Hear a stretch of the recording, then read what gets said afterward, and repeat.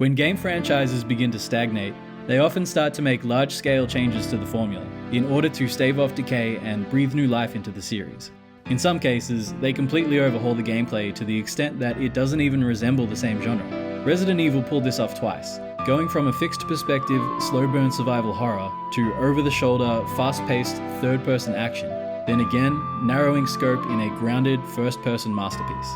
Retro Studios somehow managed to successfully convert the Metroid formula into a 3D, atmospheric exploration game, making something wholly unique without losing what made those early 2D Metroid games so special. More recently, the Legend of Zelda series reached new heights with Breath of the Wild, a game that dropped the player into a massive, visually breathtaking open world with a handful of rock-solid, super impressive mechanics, pointed them to the end game and let them fill in the rest themselves. But what if they had have tried something different? What if, instead of widening the scope and letting go of the reins, they narrowed the scope to a ridiculous degree and gripped the reins even tighter? I guess what I'm getting at is, what if they made a Zelda game that was survival horror? How would you even go about taking a world like Hyrule and compressing it down into the size of, say, the Spencer Mansion or the Raccoon City Police Station? You wouldn't. Like those classic Resident Evil games, you'd set the game in a relatively small area over a relatively short period of time. There's no shortage of locations to choose from, but one thing that's fascinated me ever since I was a kid was that 7-year time jump in Ocarina of Time. You run through the colourful, bustling square of Hyrule Castle Town and into the Temple of Time, and when you emerge, it's ruined, with only Redheads, Zelda's zombie analogue, in the streets. Already you can start to see a picture forming, the ruined streets of Hyrule Castle Town, after the dust has settled from the chaos, populated with Redheads where there used to be Hylians.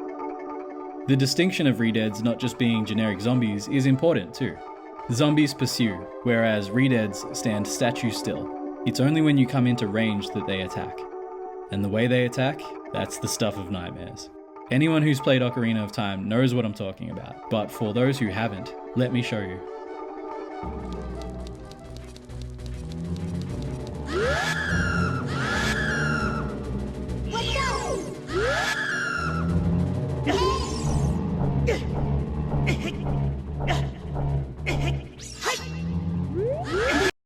They stand completely still. Then when you're close enough, they emit this absolutely bowel-loosening screech that freezes their victims in their tracks. Then they saunter over, taking their time, before climbing onto their victim's back and chewing down on their scalp.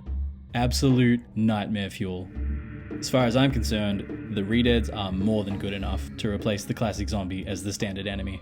And it's not just about presentation, or distancing the concept from Resident Evil either. In those classic RE games, a zombie was an equation of sorts. Do I spend the bullets, not knowing if that's going to screw me down the line? Or do I take the hit, trying to run past them, not knowing if that's going to be the hit that kills me, or if I can really spare the healing items? Or do I just come back later? With Redheads, you've got time to think. You see one blocking an alleyway, you can make the choice to come back, or you can try and attack.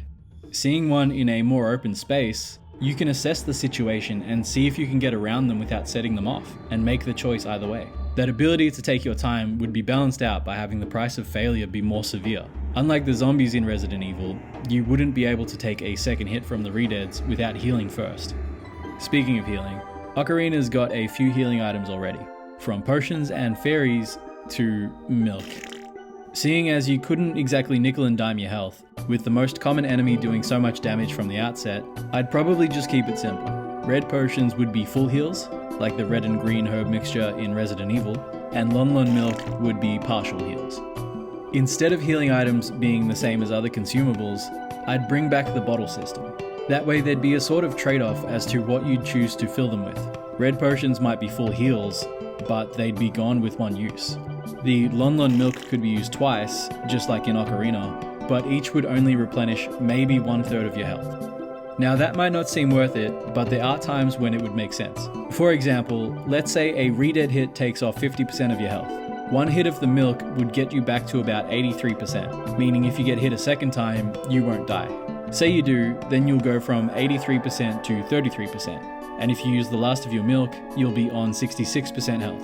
From there, you can still take one more hit without dying. So while using a red potion means you could take 2 hits before dying, using up an entire bottle of Lon Lon milk would get you 4, even though it technically isn't as potent.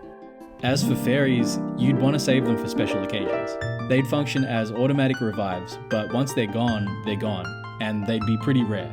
They'd also be the least effective in terms of healing, so they wouldn't necessarily be a better choice over a potion. If you had multiple bottles in your inventory, you might want to keep a fairy in one, but you wouldn't want to rely on it to get you through a dangerous area. There'd be a maximum amount of jars you could find, just like in the original game.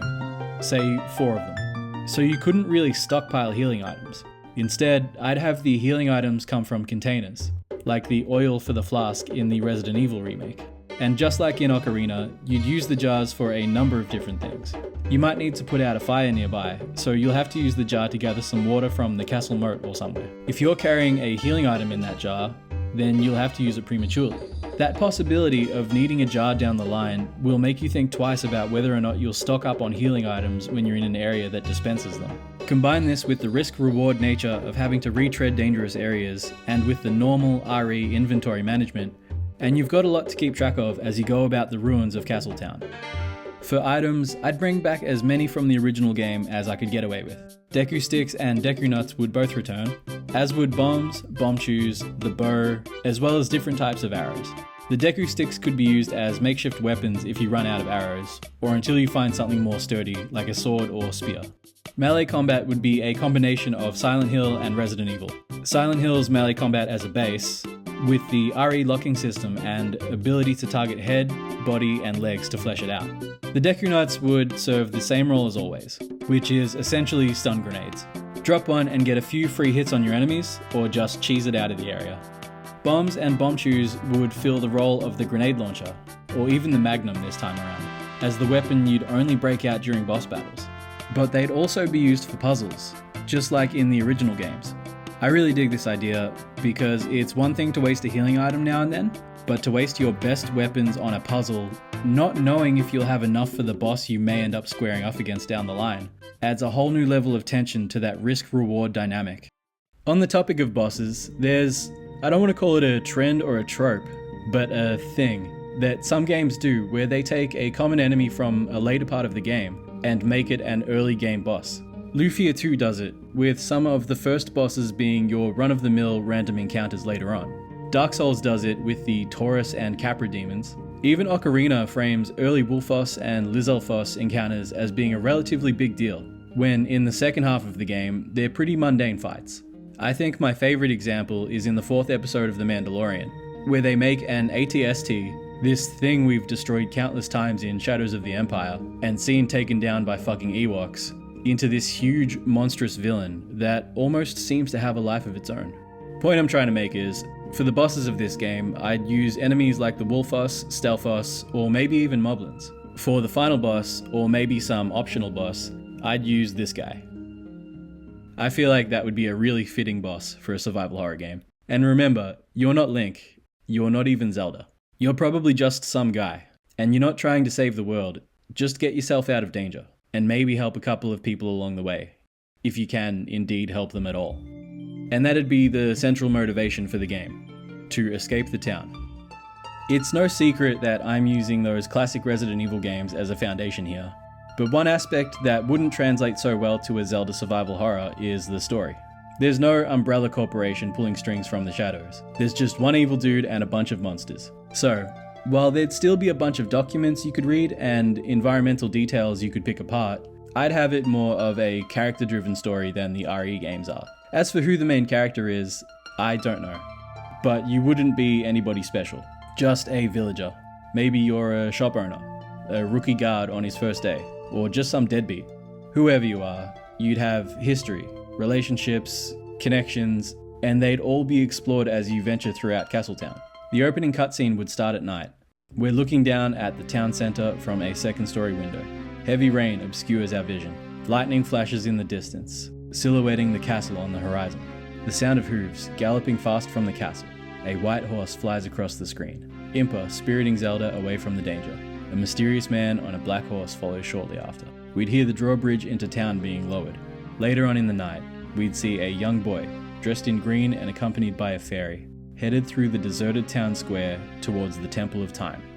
A few seconds later, the mysterious man that was riding the black horse will silently follow him in. More time passes. Only the man in black emerges. Then, chaos. The game would start shortly after the damage has been done. Most people have left, and the ones that haven't are almost all dead. The main goal will be to leave town, but of course it won't be that easy. The place will be partially destroyed, and there will be enemies all over, so just reaching the edge of town will be an ordeal. Puzzles will need to be solved, obstacles overcome, and the journey will take you all over the ruins of Hyrule Castle Town. Along the way, you'll find other survivors and do what you can for them. Once you get to the exit, you'll find the drawbridge is sealed, so you'll then need to find a way to lower it. That could take you all over town again, maybe into the waterways beneath town, maybe even back into the castle itself. Once you find what you need, you lower the bridge and head for the exit, only to find that lowering the bridge has allowed monsters from the outside to enter. Stelphos and Stelchilds that walk Hyrule Field during the night have now flooded into town. Or maybe the Redheads in the town have started heading into Hyrule Field, and will attack Kakariko, Zora's Domain, and all the other villages if left unchecked. Now your goal is no longer simply to escape to Kakariko, but you've also got to destroy the bridge to stop the monsters from following you there.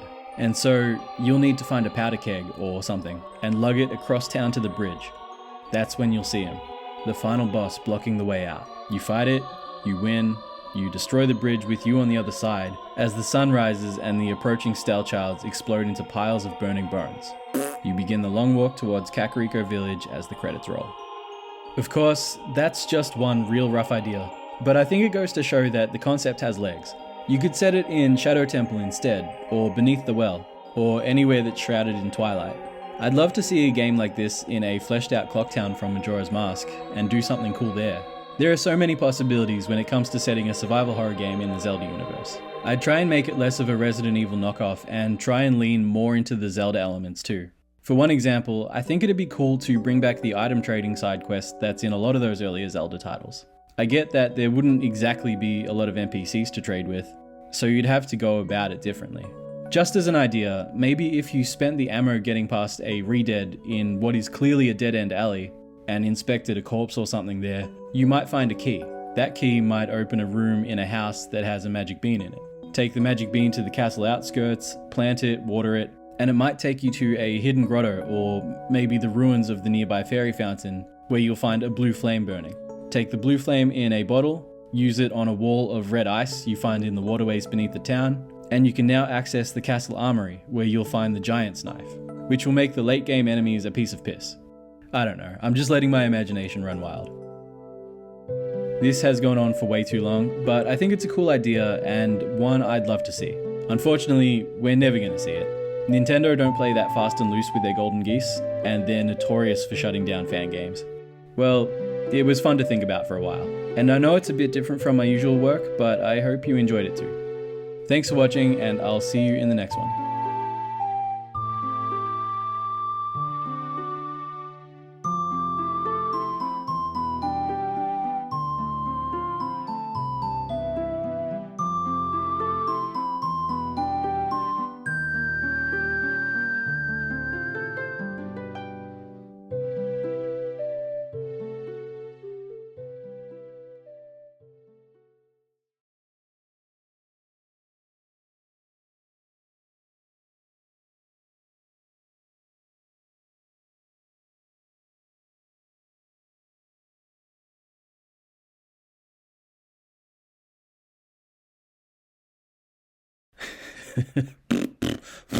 As the sun rises and the approaching Stelchilds